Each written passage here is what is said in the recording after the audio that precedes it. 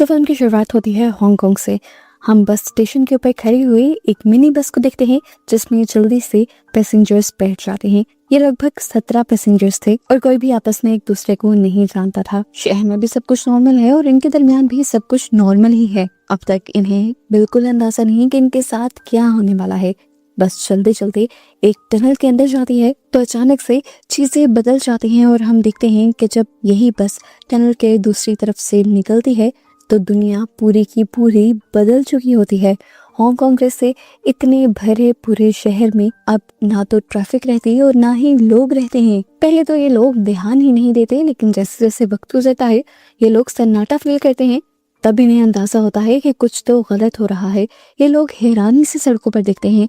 वहां ना ट्रैफिक थी, यहाँ तक कि कोई जानवर भी नजर नहीं आ रहा था। इंसान नजर आना तो बहुत दूर की बात। इसी दौरान इनमें से एक लड़की जो अपने फ्रेंड को मैसेज कर रही थी वो देखती है कि अब टनल से निकलने के बाद कोई भी मैसेज सेंड नहीं हो रहा, जबकि इसी बस में एक बिजनेसमैन बैठा हुआ था जो बहुत जरूरी कॉल कर रहा था। टनल से निकलने के बाद उसकी कॉल कट गई थी और अब जब वो दोबारा वही कॉल मिलाने की कोशिश कर रहा था तो कॉल भी मिल नहीं पा रही थी। खैर बस अब उस बस स्टेशन पर पहुंच जाती है जो उनकी मंजिल थी। यहाँ आकर ये लोग हैरान परेशान हो जाते हैं। ये एरिया तो कभी खाली नहीं होता था और मिडनाइट में तो यहाँ ज्यादा रश होता था, लेकिन आज ये जगह भी ऐसे खाली थी कि जैसे इंसानों को दुनिया से उठा ही लिया गया हो। ये सब लोग बहुत ज्यादा परेशान हो जाते हैं। दूर दूर नजर दौड़ाने पर इन्हें एक आध साइकिल तो नजर आती है, लेकिन उस पर भी ना कोई इंसान नजर आता है और ना ही उनकी कोई चीज। ये लोग बाहर निकलकर रेस्टोरेंट्स में देखते हैं। रेस्टोरेंट्स में जगह जगह खाना तो पड़ा हुआ था, लेकिन वहाँ उन्हें खाने के लिए कोई इंसान नहीं था। ऐसा क्या हो गया था यहाँ पर, ये सब लोग इसी बात को जानने के लिए परेशान हो जाते हैं। ये सब लोग याद कर रहे थे कि आखिर किस टाइम में सब कुछ बदला था और हुआ क्या था इनके साथ। सबसे पहले उस बिजनेसमैन को याद आता है कि उसने 1 सेकंड के लिए आंख झपकी थी और जैसे ही उसने आंख खोली तब बस के ऊपर लिखा हुआ टाइम अचानक से बदल गया था। ड्राइवर को भी याद आया कि ठीक उसी सेकंड वो भी नीचे झुका था गाना बदलने के लिए। यहीं से हमें फ्लैशबैक दिखाया कि सबने उसी सेकंड में आंखें झपकी थी, ऐसे जैसे उन सबसे किसी ट्रांस में करवाया गया हो और उसी सेकंड सब कुछ बदल गया था। अब वो बिजनेसमैन बोलता है, मुझे लगता है कि हम सारे मर गए हैं और दूसरी दुनिया में आ गए हैं। जबकि यहाँ पर एक और लेडी उठती है और कहती है, ऐसा कुछ नहीं हुआ, हम जिंदा हैं, लेकिन मुझे लग रहा है कि हम किसी दूसरी डायमेंशन में या किसी दूसरी टाइमलाइन में आ गए हैं। आखिर इन सब के साथ हुआ क्या था, इन सब को ही ये सवाल मारने लग जाता है और इसी सवाल का जवाब लेने के लिए कुछ लोग यहाँ पर उतर भी जाते हैं। कुछ लोग तो यहाँ पर निकलकर सड़कों पे चिल्लाते हैं, मदद बुलाने की कोशिश करते हैं, पर यहाँ आसपास कोई भी आवाज नहीं थी। इन्हीं की आवाजें अब गूंजकर इन्हीं के कानों को तंग कर रही थी। ये लोग इस चीज से डर भी रहे थे। एक लड़का जो थोड़ी दूर जाता है उसे अचानक से एक इंटरनेट सिग्नल मिलता है। वो खुशी से झूम उठता है और फौरन से इंटरनेट चेक करने की जब कोशिश करता है तो उसे पता चलता है कि 2:08 के बाद दुनिया की कोई भी वेबसाइट अपडेट ही नहीं हुई, गूगल काम नहीं कर रहा। यानी मानो उस टाइम के बाद दुनिया रुक सी गई। अब वही लड़का यहाँ इसी बस वाली एक लड़की को लेकर वॉक के लिए निकल जाता है। उन्हें यकीन था कि वो लोग यहाँ से निकलने का कोई रास्ता ढूंढ ही लेंगे या कम से कम ये पता चला लेंगे कि उनके साथ हुआ क्या है। इसी सब के दौरान उन्हें दूर खड़ा एक मास्क मैन दिखाई देता है। लड़का उसे देखकर एक मिनट डरता है और फिर दोबारा उसकी तरफ देखता है। वो समझ रहा था कि ये लड़का उन्हें उनके सवालों के जवाब दे सकता है। क्या पता वो जानता हो कि यहाँ पर क्या हुआ है, इंसान कहाँ गए हैं। अब इसी मास्क मैन के बारे में बताने के लिए जब वो पीछे मुड़कर देखता है अपनी पार्टनर को, तभी अचानक से वो डर जाता है क्योंकि अब उसकी पार्टनर का भी चेहरा नीला पड़ चुका था। वो अजीब से अंदाज में उसे देख रही थी जैसे वो किसी के पोजेशन में आ गई हो।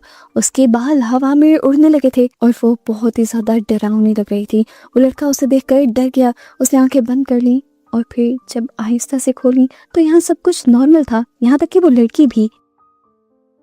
अब यहाँ पर जो 4 स्टूडेंट्स बस से उतर गए थे अपने घर जाने के लिए, उनमें से एक स्टूडेंट घर भी आ जाता है। अचानक उसकी तबीयत बिगड़ जाती है, उसे वॉमिटिंग होने लगती है और जब वो सोफे पर बैठता है तो उसके जिस्म में जोर जोर से झटके लगने लग जाते हैं। उसकी चीखें सुनकर उसके दोस्त उसके घर के अंदर आते हैं और ये देखकर डर जाते हैं कि अचानक से उसका पूरा का पूरा जिस्म जल चुका था और इन लोगों की आंखों के सामने वो राख भी बन गया। ये भयानक नजारा देखकर ये लोग डर गए थे और इन्हें लग रहा था कि अब ये सब उनके साथ भी हो सकता है। इसलिए फौरन वो इस अपार्टमेंट से भागते हैं अपनी जान बचाने के लिए। भागते हुए इन्हें वो लड़का मिल जाता है जिसने मास्क मैन को देखा हुआ था। इस टाइम वो लड़का साइकिल पर था। वो लड़का इन्हें देखकर इनकी तरफ बढ़ने लगता है, लेकिन अगले ही पल वो भी रुकने पर मजबूर हो जाता है, क्योंकि भागने वाले लड़के अब भाग पा ही नहीं रहे थे। वो भागते भागते ही एकदम से जल जाते हैं और नीचे जमीन पर गिरकर उनका जिस्म राख में बदल जाता है। ये सब देखना उसके लिए भी ऐसा था जैसे उसका दिमाग बंद हो जाता। वो देखता है कि पीछे से तीसरे वाला लड़का भी आ रहा था। वो जब उसकी तरफ बढ़ने की कोशिश करता है तो देखता है कि वो लड़का भी बेजान होकर जमीन पर गिर गया है। अचानक से उसका मुंह फूलने लगा है और अगले ही सेकंड उसका मुंह फट जाता है और दिमाग निकल कर बाहर गिर जाता है, और इस तरह वो लड़का भी मर जाता है। बस में बैठे हुए सारे लोग अब अपने अपने घर या किसी न किसी रेस्टोरेंट में थे, एक दूसरे से बहुत अलग अलग। इन सब के फोन अचानक से बजने लग जाते हैं और जब ये लोग कॉल रिसीव करते हैं तो दूसरी तरफ कोई भी नहीं बोलता, बल्कि इन्हें कुछ बीप्स की आवाजें सुनाई देती हैं। ये लोग डर कर जल्दी से उसी बस के पास आते हैं और ये बात एक दूसरे को बताना शुरू करते हैं। सभी हैरान थे कि ये एक इंसान के साथ नहीं बल्कि सबके साथ हुआ था। बस ड्राइवर कहता है हमें इस बारे में बैठ कर बात करनी चाहिए। मामला अब बहुत ज्यादा बिगड़ चुका था। इसी बस में एक टेक्नीशियन भी था। कॉल उसे भी आई थी। वो समझ रहा था कि ये कॉल एक मोर्स कोड है। वो सबके मैसेजेस की बीप को पहले नोट करता है और फिर उस मोर्स कोड को डिकोड करने की कोशिश करता है, और यहाँ उसे पता चलता है कि ये सच में एक मैसेज था उन सब के लिए, किसी मदद का नहीं बल्कि एक बहुत बड़ी मुसीबत का। इस मैसेज में बताया जा रहा था कि अर्थ अब इंसानों के रहने लायक नहीं रही। यहाँ पर अब कुछ भी नहीं बचेगा, मानो जैसे कयामत आ गई हो। यहाँ पर कुछ लोग सोचने लगे कि जरूर दूसरी दुनिया के एलियंस ने इंसानों को कर्ज दे दिया है, श्राप दे दिया है। पर ये कैसे मुमकिन हो सकता था? दूसरी दुनियाओं में एलियंस थे या नहीं, ये बात भी तो अभी तक कंफर्म नहीं हुई थी। सबकी अपनी अपनी सोचें थी, अपने अपने ख्याल थे, लेकिन कोई इस बात के नतीजे तक नहीं पहुंच पा रहा था कि उनके साथ क्या हुआ और आगे क्या होगा। उनकी इन्हीं बातों के दौरान यहाँ पर और भी खौफनाक चीजें होना शुरू हो जाती हैं। इस मैसेज के मिलते ही यहाँ पर वो लड़का जो सबको जिंदा रहने के लिए हिम्मत दे रहा था, अचानक उसी की बॉडी में आग लग जाती है। ये लोग डर जाते हैं। वो लड़का अपने आप को बचाने के लिए यहाँ से भागते हुए बाहर निकल आता है। सब लोग मिलकर उसकी आग बुझाने की कोशिश करते हैं, लेकिन उसकी जान बचाने में नाकाम हो जाते हैं, क्योंकि वो लड़का जल्द ही जलकर राख में बदल जाता है। बस ये देखना था कि अब सब ने ही जीने की उम्मीद छोड़ दी थी। सबको समझ आ गया कि वो सब भी मर जाएंगे। अपनी जान बचाने के लिए ये लोग भी यहाँ से वहाँ भागने लगे।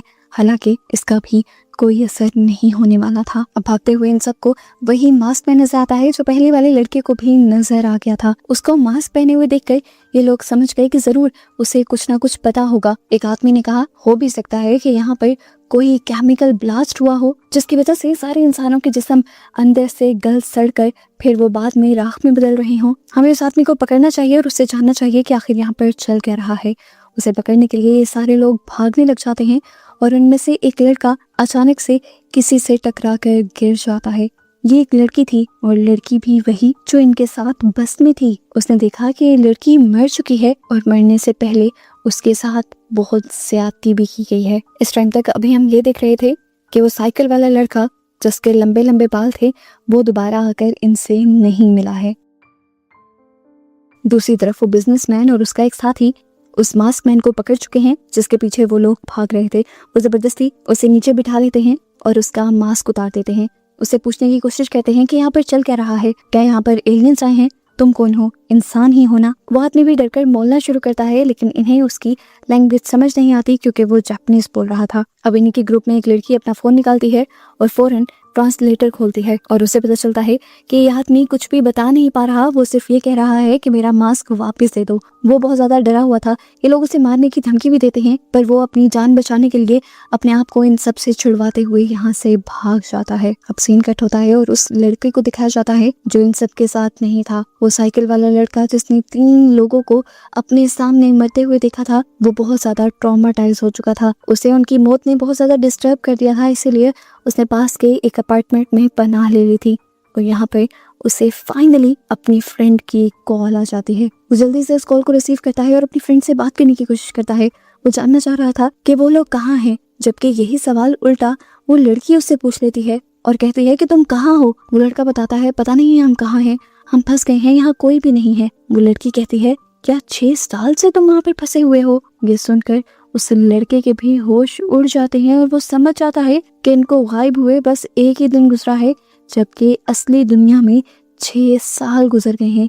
यानी सच में ये लोग किसी और डायमेंशन में आ गए हैं। कुछ कुछ बातें उस लड़के को समझ आने लगती हैं और वो सोचता है कि क्या पता इस डायमेंशन का टाइम बहुत तेजी से गुजर रहा हो और उन लोगों को जिनको मैंने मरते हुए देखा असली दुनिया में उनकी मौत का टाइम आ गया हो, इसीलिए वो अब मर गए हों। वो बहुत ज़्यादा डर जाता है और वापस अपने ग्रुप के पास जाने का फैसला करता है। अभी वो वहाँ गया ही था कि उसने देखा कि यहाँ पर एक और लड़का उनकी आंखों के सामने राख बनकर टूटने बिखरने लग जाता है। वो चीखता है, चिल्लाता है, लेकिन ये सब उसके लिए कुछ भी नहीं कर पाते। अभी तक सब कंफ्यूज हैं कि क्या हो रहा है। तब वो लड़का बोल पड़ता है और बताता है कि मुझे मेरी फ्रेंड की कॉल आई थी। उसने बताया कि मैं 6 साल से गायब हूँ। ये सुनकर सब हक्का बक्का रह गए थे, किसी के मुंह में लिफाज ही नहीं रहे थे कि वो क्या कहें। अब वो टेक्नीशियन बोलता है, वो देखो सामने एक केमिकल फैक्ट्री है, जरूर वहाँ पे केमिकल ब्लास्ट हुआ है और उसी ब्लास्ट की वजह से शायद हम दूसरी डायमेंशन में आ गए हैं। उसकी इस बात की काफी ज्यादा सेंस बन रही थी। सबको लगा कि ऐसा हो भी सकता है, इसीलिए ये लोग अब फैसला करते हैं कि ये उस केमिकल फैक्ट्री तक जाएंगे ताकि इन्हें पता चले कि वहाँ क्या हुआ है।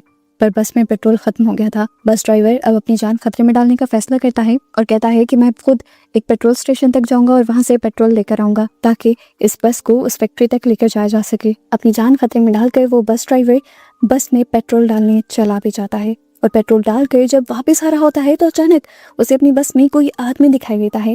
असल में वो पहले ही वक्त से इसी बस में था, लेकिन वो ड्रग एडिक्ट था। ड्रग की डोज की वजह से वो बेहोश हुआ था।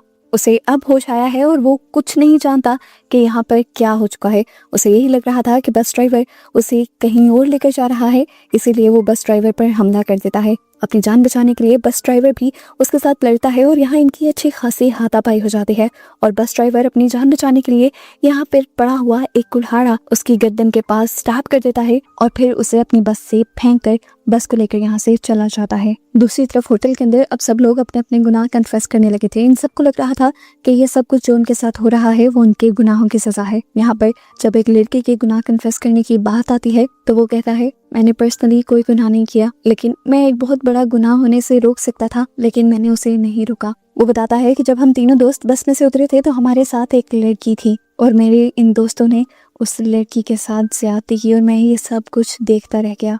मैं उन्हें रोक सकता था लेकिन मैंने उन्हें रोका नहीं और ये मेरा सबसे बड़ा जुर्म है। उन दोनों में से एक दोस्त तो सोफे पे बैठकर मारा गया था, लेकिन दूसरा दोस्त अभी इन सब के दरमियान खड़ा था। ये लोग उसे अजीब नजरों से देखने लगते हैं, यहाँ तक कि उसे मारना भी शुरू कर देते हैं। सब फैसला करते हैं कि इसको जिंदा नहीं छोड़ेंगे क्योंकि उसे जिंदा रहने का हक ही नहीं था। सब एक एक करके उसके दिल के अंदर चाकू स्टैब करते हैं और वो बिजनेसमैन रोते हुए ये कहकर उसके अंदर चाकू स्टैब करता है कि मेरी भी 2 बेटियां हैं और मैं कभी नहीं चाहूंगा कि मेरी दुनिया में ऐसा कोई इंसान जिंदा रहे। ये कहते ही वो उसकी जान की भीख सुने बगैर उसको स्टैब कर देता है और आखिर वो लड़का मारा जाता है। अब उसकी लाश को ठिकाने लगाने के लिए ये सब लोग उसे एक पॉलीथिन में डाल देते हैं और जाकर फ्रीजर में रखने की कोशिश करते हैं, पर अचानक से वो लड़का आंखें खोल देता है। इस टाइम उसकी आंखों से खून निकल रहा था। वो गुस्से में था। वो अपने आप को आजाद करवाता है और यहाँ पर एक बड़ा सा हथियार उठा लेता है इन सबको मारने के लिए। साफ लफ्जों में कहें तो वो मरा नहीं था। इससे पहले कि वो यहाँ पर इस डेवलपर को मारता, वो डेवलपर उससे कहता है, हमें नहीं अपने दोस्त को जाकर मारो जिसने तुम्हारा राज सबके सामने खोला और जिसकी वजह से तुम आज इन सब का शिकार बने। अब डेवलपर की बात मानते हुए वो लड़का जैसे ही अपने दोस्त को मारने के लिए पीछे मुड़ता है, वो डेवलपर यहाँ से एक बहुत बड़ा पैन उठाकर उसके सर पर मार देता है और उसे बेहोश कर देता है। इसके बाद ये सब लोग एक पास के जनरल स्टोर में जाते हैं और अपनी जरूरत का काफी सारा सामान इकट्ठा कर लेते हैं। वहीं से ये लोग ऐसे सूट भी लेते हैं जिसकी वजह से यहाँ की हवा का या केमिकल्स का उनके ऊपर कोई भी असर ना हो, और इसके बाद निकल जाते हैं उसी केमिकल फैक्ट्री के लिए जहाँ का इन्हें शक था कि उसी जगह पर ब्लास्ट होने की वजह से ये लोग यहाँ पर पहुंचे थे। वहां जाने पर इन्हें उन्हीं के जैसे मास्क पहने हुए बहुत से और लोग भी दिखते हैं। ये लोग इसी फैक्ट्री में काम करने वाले वर्कर थे और शायद उन्हीं की तरह इसी दुनिया में फंस गए थे। इन लोगों को देखते ही वो इनके ऊपर हमला करने के लिए भागते हैं। ये नहीं सोचते कि ये भी उन्हीं के जैसे इंसान हैं। ये लोग उनसे बचने के लिए वापस अपनी मिनी बस में बैठ जाते हैं और जख्मी बस ड्राइवर दोबारा पूरी स्पीड से इस बस को दौड़ाने लगता है और फैक्ट्री के लोग अपनी गाड़ियों में इनका पीछा करने लग जाते हैं। वो लोग इनकी बस को चारों तरफ से घेर लेते हैं और बार बार इनकी बस को हिट करते हैं, जिसकी वजह से इनकी बस खराब हो जाती है और आखिरकार इन्हें बस को रोकना ही पड़ता है। अब जहाँ पर ये रुके थे इनके सामने वहीं पर वो लड़का आ जाता है जिसे उस बस ड्राइवर ने मारा था। वो बड़ा सा कुल्हाड़ा अभी भी उसके कंधे में ही स्टैप था। ये देखकर सब हैरान हो जाते हैं और वो लड़का बस के अंदर आता है। वो अभी भी जिंदा था। सब लोग हैरान थे। सब लोग कहते हैं कि तुम अपने कंधे से ये निकाल दो।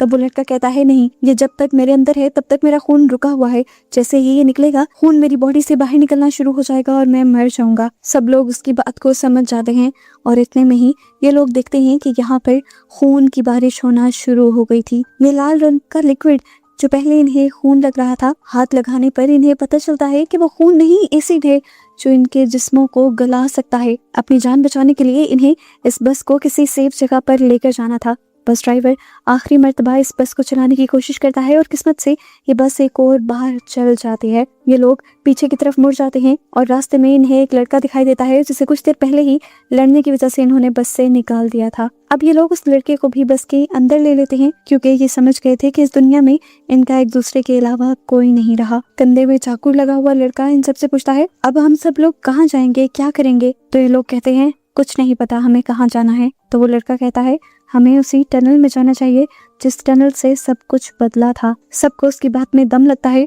और ड्राइवर बस को आगे बढ़ा देता है। जैसे जैसे बस टनल के करीब जा रही थी वैसे वैसे सब लोग अपनी जिंदगी के हर हसीन लम्हे को याद कर रहे थे, अपने प्यारे लोगों को याद कर रहे थे। ये मूवी इस अजीब सी एंडिंग पर खत्म होते हुए बहुत सारे सवाल छोड़ जाती है कि आखिर इन सब के साथ क्या हुआ था। ये सच में किसी दूसरी डायमेंशन में आ गए थे या दूसरी दुनिया में, और क्या ये लोग वापस अपनी दुनिया में जा भी पाए या नहीं। खैर इन सब का आखिरी टाइम इनकी यादों में दिखाते हुए ये मूवी यहाँ खत्म हो जाती है।